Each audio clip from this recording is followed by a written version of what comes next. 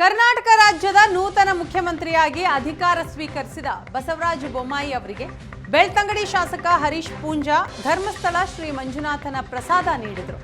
ಶ್ರೀ ಕ್ಷೇತ್ರ ಧರ್ಮಸ್ಥಳದ ಮಂಜುನಾಥ ಸ್ವಾಮಿ ರಾಜ್ಯವನ್ನ ಸಮರ್ಥವಾಗಿ ಮುನ್ನಡೆಸಲು ಆಶೀರ್ವದಿಸಿ ಅನುಗ್ರಹಿಸಲಿ ಅಂತ ಪ್ರಾರ್ಥಿಸಿ ಪ್ರಸಾದ ನೀಡಿದರು.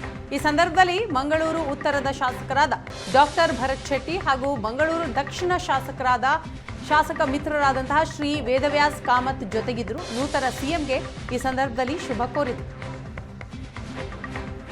ಕರ್ನಾಟಕ ರಾಜ್ಯದ ನೂತನ ಮುಖ್ಯಮಂತ್ರಿಯಾಗಿ ಅಧಿಕಾರ ಸ್ವೀಕರಿಸಿದ ಬಸವರಾಜ ಬೊಮ್ಮಾಯಿ ಅವರಿಗೆ ಬೆಳ್ತಂಗಡಿ ಶಾಸಕ ಹರೀಶ್ ಪೂಂಜಾ ಧರ್ಮಸ್ಥಳ ಶ್ರೀ ಮಂಜುನಾಥನ ಪ್ರಸಾದ ನೀಡಿದರು.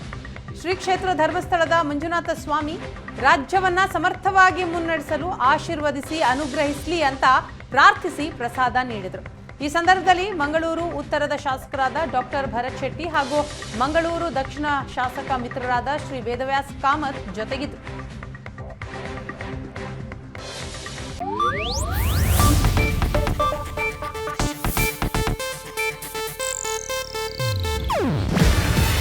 ಇದು ಏಷ್ಯಾನೆಟ್ ನ್ಯೂಸ್ ನೆಟ್ವರ್ಕ್ ಪ್ರಸ್ತುತಿ.